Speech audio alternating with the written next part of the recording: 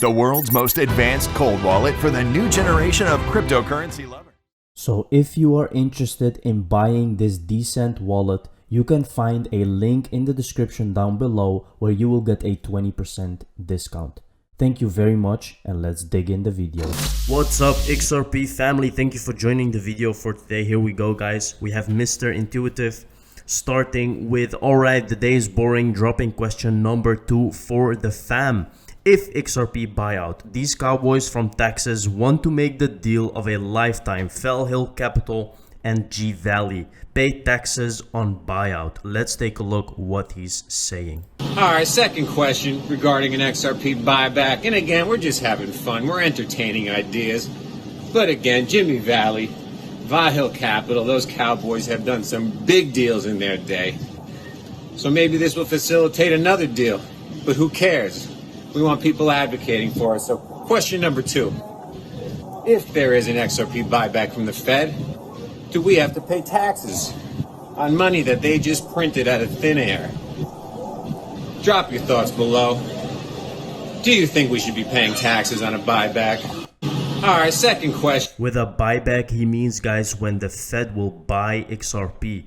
When the Fed will literally buy your XRP because they need it. They need anything, any amount of XRP because it's very important.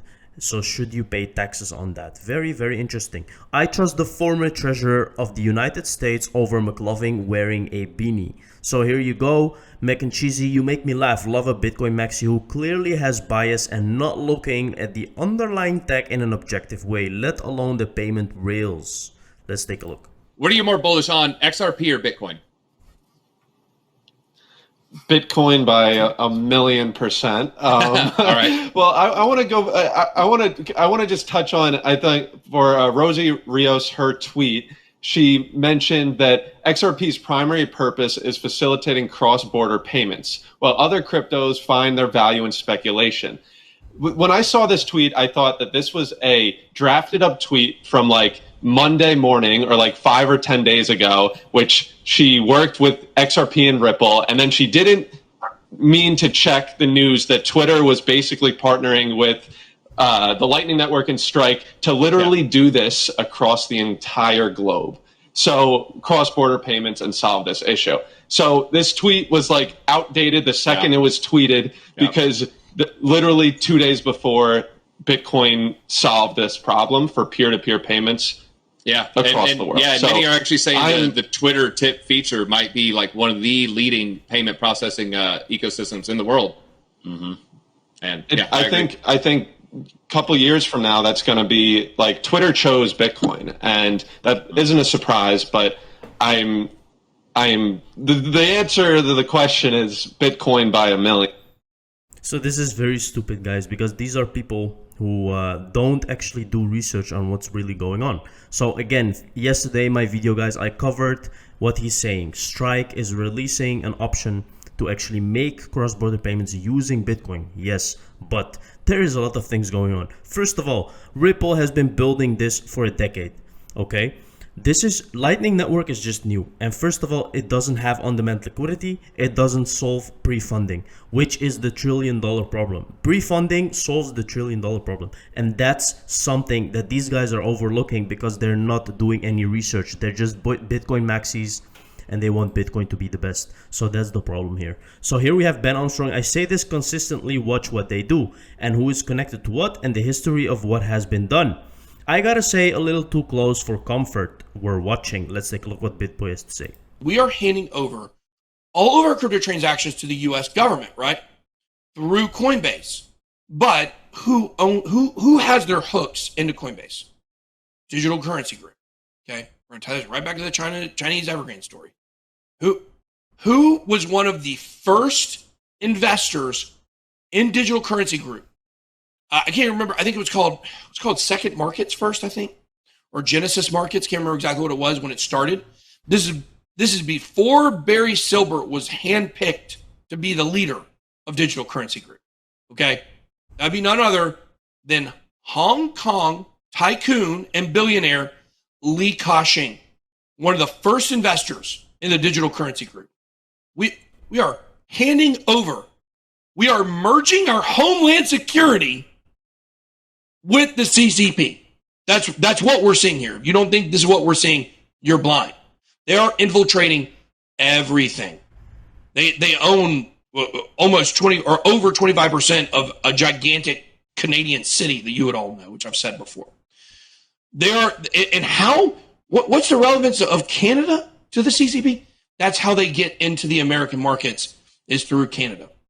Because Chinese government or Chinese companies cannot invest into the stock market. It's not allowed. But if they go through Canada and establish businesses there, then there are ways to get them to do it.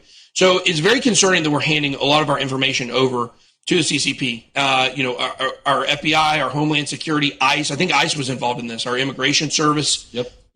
So hey, you get all the information from the Immigration Service. Start working with the digital currency group. Now all of a sudden they know where the holes in the border are. They all kinds of stuff to be able to send other people. Now guys, I just want your attention on one thing. Why this is relevant is because remember what Brett Garlinghouse once said.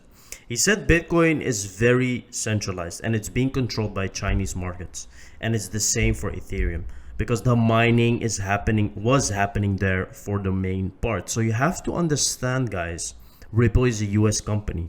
They do not want Ripple to be the number one. It has to be Ethereum or Bitcoin. You understand? So that's what's going on here. It is related to what BitBoy is saying here, because the Chinese government and the companies are interfering in the markets. This is what's happening right now. And that is why Ripple has a very hard time, because it's a US company. Here we have iTrust Capital, which will support the Flare network. XRP Spark token Flare. Find out more about RoixPay and iTrust Capital's Daniel Martin had to say. Let's take a look. If you had XRP in your iTrust Capital account last year during the Flare snapshot, we now found out that you're going to be honoring the Spark token distribution. That's right. So everybody who had XRP during our snapshot December 9th is now able to see the Spark token icon in their dashboard. If you're not able to see the icon, that means you probably weren't there for the snapshot. So the Spark token, they're expected to go live at the end of September. So we don't really have any information from them until they go live. But from what we know, it's going to be a 15% initial drop of your X amount of tokens. So if you had, guys, your funds on iTrust Capital, your XRP there, you will get Flare Spark token. It's being handled for you if you had it before December 20. So this is something that is relevant for a lot of people. Here we have David Schwartz. People accuse me of trolling, but I could never even hope to get anywhere close to this level. Respect. The amount Platinum needed to mint a coin worth $1 trillion would sink the Titanic. Look at that. So a lot of people, of course, relate this to other messages. Pelosi says Democrats discussing future debt limit options, including $1 trillion coin. So there is a lot of people that are relating this to something that has to do with the collapse and the debt that is going on. So it's very interesting, guys. Flare's Canary Network Songbird concludes observation mode, moving towards next stage, first phase. The observation mode was concluded at 2 GMT on September 27. Remaining two protocols are the state connector and the F-asset contracts prior to launch of Flare. Flare is almost coming, guys, and that will be really good for XRP.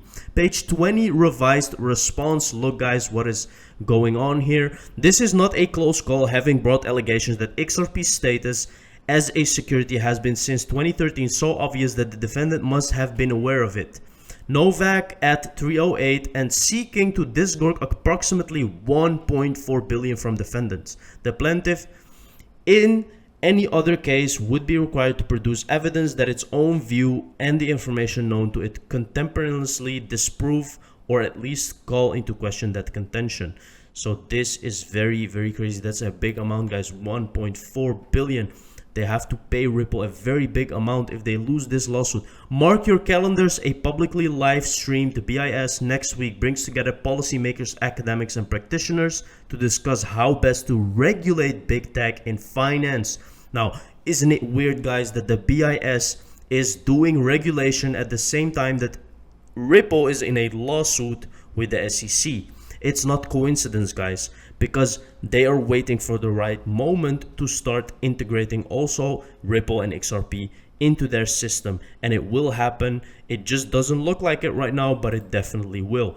This is a creator fund created by Ripple. Bring your NFTs to life on the XRP ledger. They are giving 250 million fund for creators, agencies, and marketplaces. So people who want to build on the XRP ledger can apply and make their own NFTs. Very, very good, guys. This is gonna be so huge for XRP. Once people start making NFTs on XRP ledger, it will be amazing, guys, because the transaction costs are going to be so low. So it's really, really something to look out for. Here we have XRP Maescu. Say money inflow is not market cap. XRP is all the money. If someone blabs on about market cap, point them to this tweet. Maybe they will understand. Look at that, guys. People are really hammering on XRP and they think it's crap, but it's not, and time will tell. Last tweet for the day: XRP $130 after lawsuit and IPO. XRP 750, 1500 with Swift. If it handles all the CBDCs, guys, it's gonna be 10 to 35k. Fed buyback offer XRP 5 to 6k. It's getting bigger and bigger and bigger, guys, every day. So be ready. A new report, Payments Canada, confirms that COVID pandemic further accelerated migration to digital and contactless payments and growth in online transfers with a decline in cash and checks. Credit cards remain the most used payment method, followed by debit cards. Imagine, guys, how XRP can change all of this with minimal costs in very good technology. So it's definitely coming, guys. It's almost there. We just have to be patient. Look at this, guys. 20 billion in transactions made in 2020, totaling $9.4 trillion. Imagine XRP is handling all of this money, guys, and it's even more when it's handling the money in the world. Thank you very much for watching the video, guys. See you in the next one.